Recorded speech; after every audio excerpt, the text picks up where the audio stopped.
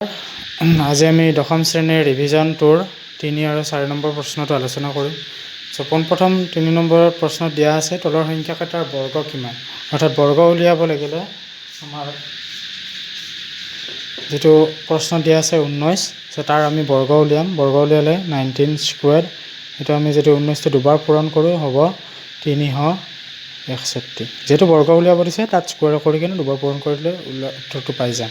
হেনেকৈ 37 টোৰ বৰ্গ হ'ব 37 স্কয়াৰ, আলটিমেটলি এনসাৰটো হ'ব 1369। একেধৰণে 53 যদি বৰ্গ লয় 53 স্কয়াৰ হ'ব 2809। কাৰণ আপোনালোকে কৰি চালে গম পাব 78 স্কয়াৰ 6084। দুবাৰ পূৰণ কৰিলে আমি পাই যাম। একেধৰণে 4 নম্বৰ প্ৰশ্নত দিয়া আছে মৌলিক উৎপাদক বিশ্লেষণ পদ্ধতিৰে বৰ্গমূল নিৰ্ণয় কৰা।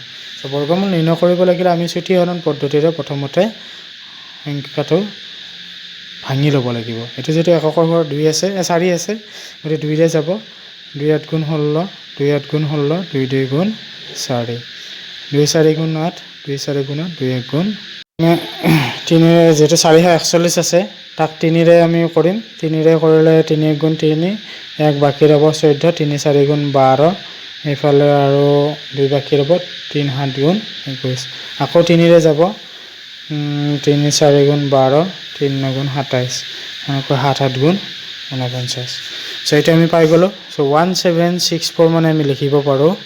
এটা যে বৰ্গমূল হলে বৰ্গমূল চিন দি দিও আমি লিখিব পাৰিম 2 into 2 into 3 into 3 into 7 into 7। Ultimately এটা প্রত্যেকটা স্কয়াৰত লিখো 2 স্কয়াৰ 3 স্কয়াৰ 7 স্কয়াৰ। মানে দিলে 2 into 3 into 6 42 স্কয়াৰ। আলটিমেটলি স্কয়াৰত 2 উঠি যাব 42 হ'ব। একেধৰণে আমি এইবিলাক অংক ভাঙি কেনে কৰিব পাৰো,